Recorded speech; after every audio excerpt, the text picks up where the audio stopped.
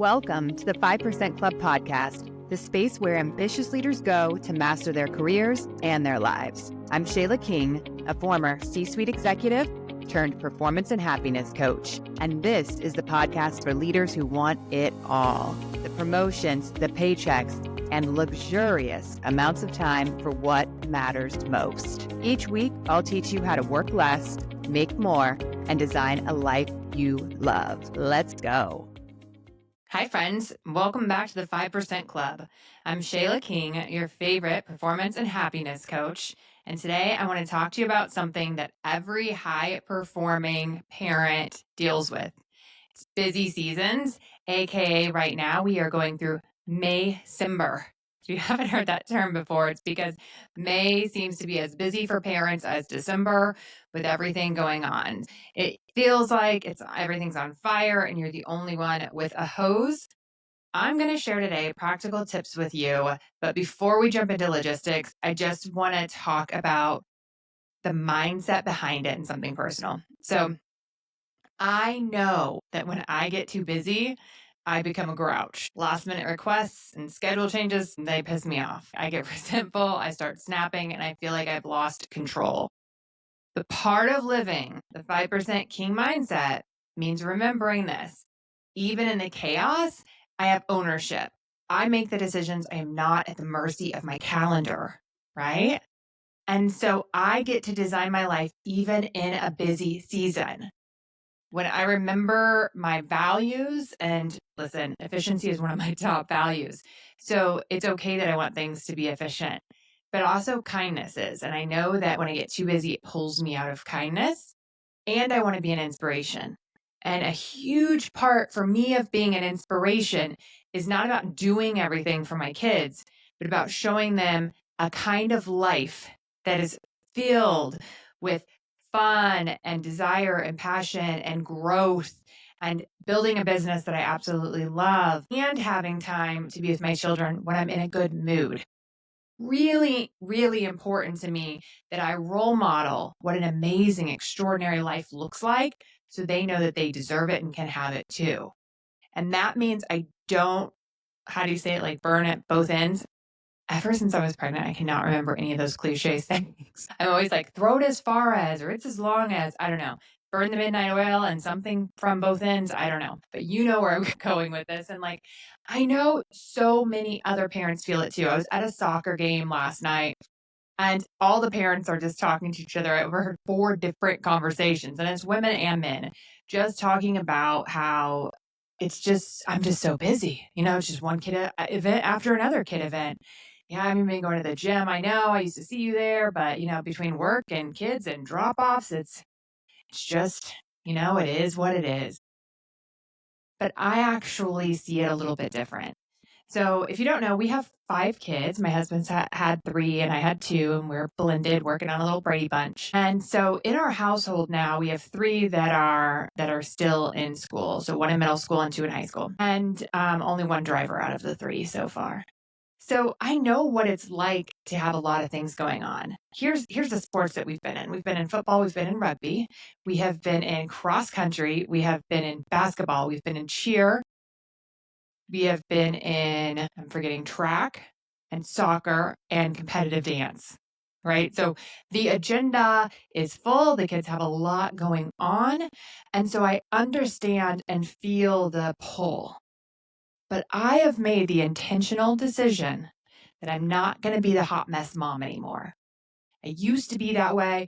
I was always running late. I joke it was like, you know, a creamer running in the room at the last second. And I just always felt like my hair was on fire. See, I'm getting some cliche sayings, right? And I was picking up fast food and we were dropping stuff in the car and it was just chaotic. And I have realized through coaching and mindset work that I'm actually in control. And what I'm not changing, I'm choosing. What I'm not changing, I'm choosing. So I decided to change a whole bunch and redesign my life so that I don't show up as that grouchy mom, so that I don't feel resentful because I did everything for you and you always want me to do this and that. And I'm a full-time Uber driver for you and I'm stretched too thin and I'm pissed off at you, right? I have instead taken back my control and decided that I'm going to do the things that I want to do, and that I'm not going to do the things that make me feel too much pressure. I'm not going to do the things that when I add them in, it causes chaos. And I learned that my default turning to a no instead of a yes has given me so much freedom. So when other parents are having that conversation and saying, it is what it is, I'm here to tell you very kindly, it doesn't have to be. The 5%ers do it differently. We remember that we are in charge. We remember what our values are and that it's easier to say no so we can live our values. And again, mine are efficiency, kindness, being an inspiration. And it reminds me that I can say no, that I should be proactive so I can create luxurious amounts of time for the things that matter most. Now, this is the hardest during busy seasons. So that's why I'm doing this podcast episode today. So we can talk about some practical tips that you can use to make it a little bit easier when we're in the middle of May-Sember or another busy time like back to school or actually December, right? So let's go through what it looks like. So I mentioned we have a senior this year. And I want to take a second to release some of the pressure I know a lot of parents, especially moms, are feeling right now. You can do whatever you want for your senior. You don't have to do it all. You don't need senior pictures if your kid doesn't want them, a class ring, a bed party. You know what bed parties are? It's like a new thing now where you announce what college they're going to by fully decking out their bedroom with all of the gear. It's pretty cute. It's not necessary at all, right? Or a Pinterest-worthy grad party, with like certain shaped foods and cute little signs and monogrammed toothpicks and a perfectly cleaned house and a guest list of 75 to make sure that you don't miss anyone with handcrafted invitations sent out 6 weeks in advance. Listen, if one of those items on there makes you really freaking happy and you want to do it, go for it. I'm here to tell you that you don't have to do any of it. Just do what makes sense for you and your senior. So do it your way and think about what your kid will find meaningful, what you will enjoy, and forget the rest. So here's our plan. Our senior is a boy, Evan. He did not want pictures. We did buy him some gear for his college. Go Baylor Bears. We're really excited that he just finalized his college choice and will be staying nearby in Texas at Baylor. And so we're going to throw a simple grad party with his mom, grandparents, his girlfriends, and a cookie cake that we're going to pick up from HEB on the day of. I'm going to vacuum. The other kids will hang a few Amazon decorations we got, and that's the party, right? No invitations. We'll decide on the time and text it and agree. No special food. We're just grabbing that cookie cake. It's going to be simple, but it's exactly what he wants, and we're still going to get the same memories out of it. We're going to know that we celebrated him. We're going to get the pictures. We're going to have the memories. And of course, we're going to go cheer him on at the graduation, and we'll probably have another dessert that night. And that's it. Low stress, thoughtful, meaningful. That's the memory we're making. Now, let's talk about what to actually do when your calendar is chaos. One of the best tools I teach and use myself is to divide your day into thirds: morning, afternoon, evening. And then I want you to just choose one thing for each part of your day. Maybe that's a client meeting in the morning, a performance in the afternoon, and a soccer game in the evening. You can handle 3 things, right? You're capable.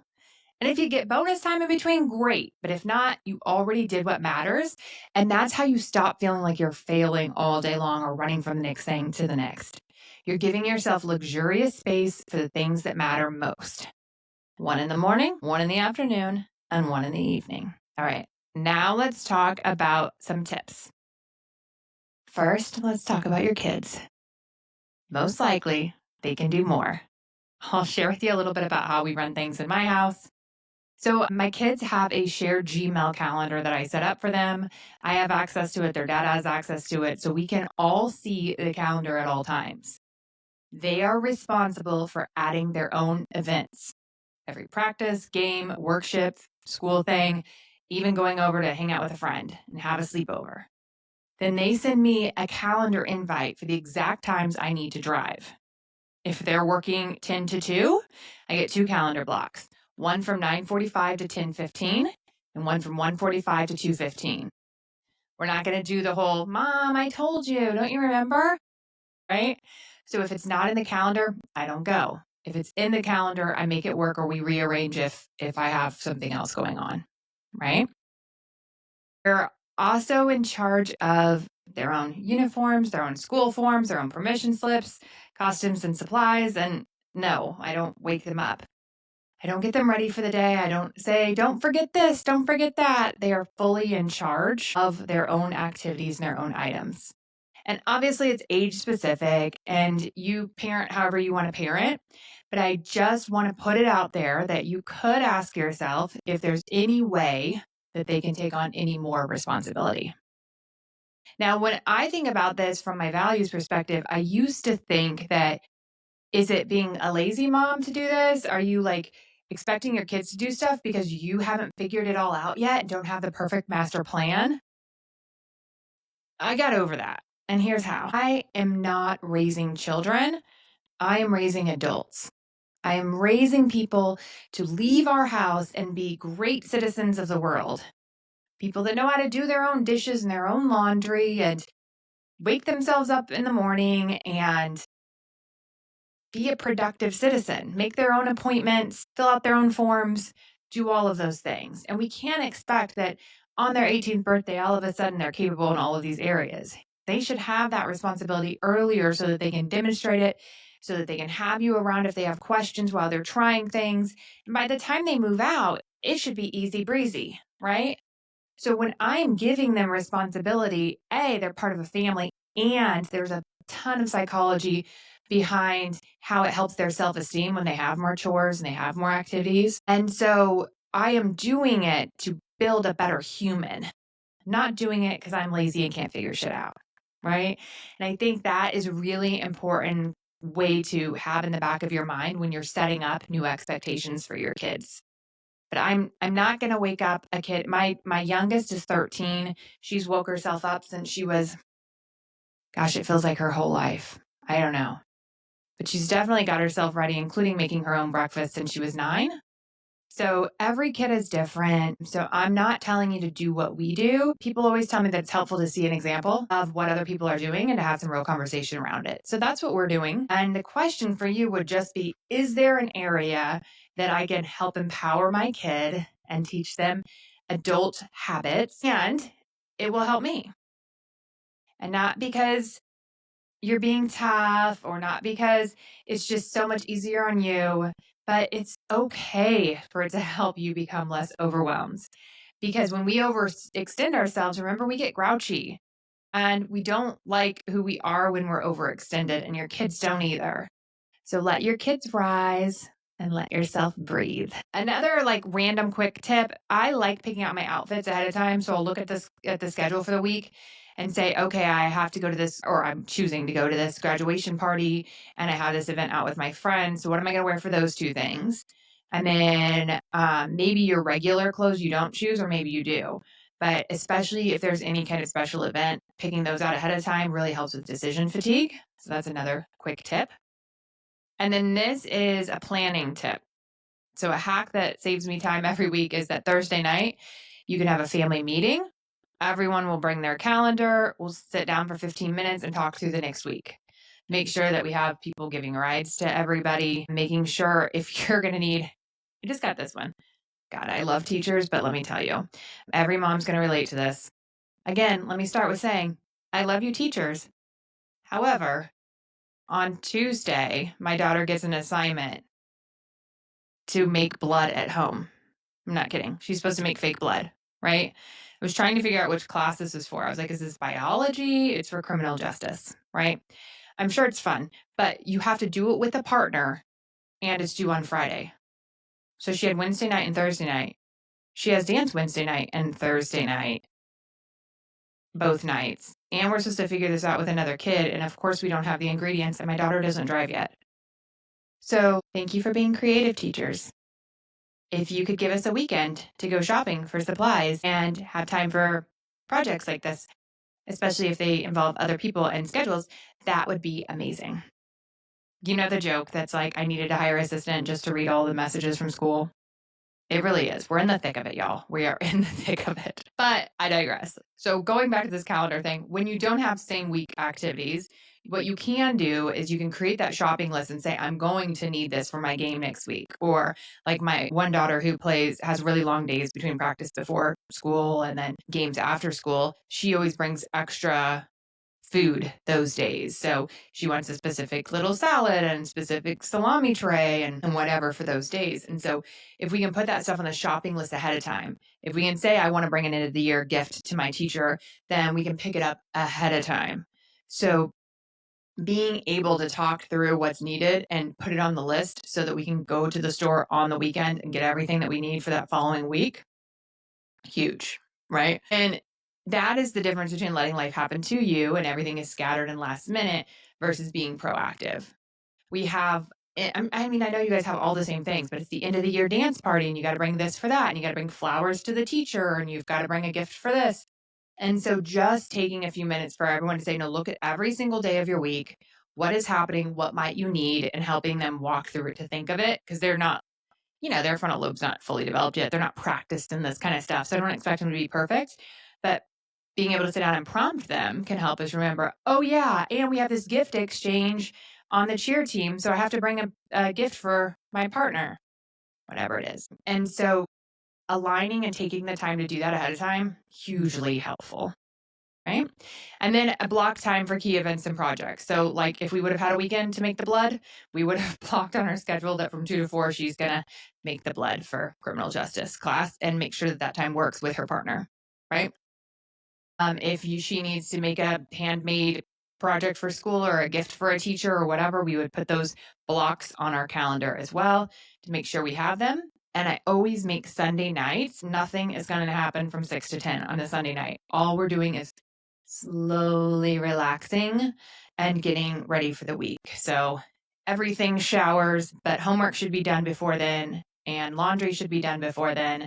And then that can be kind of a slow, peaceful night. And in case anything came up last minute, you have time for it. But the idea is to let everyone decompress Sunday nights. So Thursday night planning, 15 minutes, aligning schedules, shopping lists, blocking times for key events and projects. It really helps and prevents those surprises because that's where those stressors come in, right? And having one list and not having to go back to the store a million times is really helpful. So, all right. How about food? Yeah, we do a lot of girl dinners. When things get really busy, it's girl dinners. If you don't know what a girl dinner is, it's a random ingredients on a plate. So you can take out any leftovers, you can take out crackers and fruit and cheese, a spoonful of peanut butter, whatever. But everyone makes their own plate of whatever looks good. I just set everything out on the counter, or they set everything out on the counter, and we call it a girl dinner. And there's no guilt, there's no planning, there's no dishes. It's not lazy, it's efficient. And sometimes that's just what we have to do, especially if we're eating at different times, depending on the activities. I do like to have family dinner, and we always do rosebud thorn during it, where you say one thing that you loved about your day, one thing that you hated about your day, and one thing you're looking forward to. And it's a great way for our family to connect. But it's not practical that's going to happen every night. And girl dinners are a great solution when everyone's coming in from practices and to practices at different times. All right, let's finish up with the final and most important truth. You don't have to do it all. You don't have to say yes to every school function. I don't volunteer to work the stands, like the concession stands. I don't do that. They send out emails. There's some guilt sometimes, but I don't do it. And I really want to say that I appreciate those who do. But because I run a business and have so many kids, I am not able to do concession stands and still be a happy, balanced parent. So I don't do concession stands. That's an example. I also don't attend every party. I don't attend most parties, to be quite honest. You get invited to a lot during graduation season, even if you don't have a senior. You don't have to go to all of them. My daughter has like an end of the year cheer party. I'm going to do a drop off and have my husband pick up. I'm not going to stay for those 2 hours. And it's not that they're not lovely women and that I not love to become friends with them, but this is the time of chaos and it's not the time to put pressure on yourself, right? So you're going to say, if it's not a hell yes, it's a no. And so for me, if I'm only going to have 2 hours in a week to do anything social, it's going to be with my closest friends. Right. So we talk about with my clients, I talk about the idea of a dartboard. In the center are your people that absolutely adore you, are that middle red circle. It's usually 2 to 5 people. Right. Then as we keep moving out on that dartboard, it's people that we still care about, but they're a little further out in the circle. We're going to save our yeses for the people that are closest to the center. And so I'm probably not going to stay at the party. Right? My kids don't have to go to every party they're invited to be there. And if it's not convenient for one of us to drive them, they don't go. Right? And we don't have to go to every party. They don't have to go to every party. You don't have to volunteer for everything. And your kids don't either. So let them say no. Let you say no. Protect your peace. Preserve your energy. And remember at work that this is a busy time. You may need to block off more time to get out early, to make it to these things that matter most. You don't have to make it to everything. Make it to the ones that matter most, right? So here's your evolve work for the week. I want you to choose one thing that you're going to say no to. And then choose one tip from this episode that you're going to implement. Maybe it's a girl dinner. Maybe it's the calendar invites. Maybe it's the planning sessions. Just pick one thing, own it, try it. And if you want to build a life where this kind of intention isn't just for survival seasons, but it's for every season, if you want to lead at work and home with clarity, confidence, and joy, then join the waitlist for the Performance and Happiness Lab. It's my signature program where I teach you everything you need to be successful and happy. We work on results, relationships, rituals, and the mindset behind all of these decisions. It's time tested, it's high impact, and it works. The link's in the show notes, or you can sign up for the waitlist at shaylaking.com, SHAYLAKING.com. Remember, moms and dads, we're in the thick of it right now. That you will get through this, and the more that you slow down and remember that you're in control, that you get to decide what you're going to do and what you're not going to do, and that the more you proactively plan and don't aim for perfection, the more fun you will have, the more peaceful this May-Sember will be. Till next time, let's evolve together. See ya, friends. Thanks for joining me in the 5% Club today. If you're ready to work less, make more, and design a life you love, go to shaylaking.com to join the 5% Club waitlist. Each Monday, I'll send you something you can implement immediately, and you'll be the first to know when applications open for the Performance and Happiness Lab, my group training program designed to accelerate you into a happy, confident executive who loves their whole life. See you there.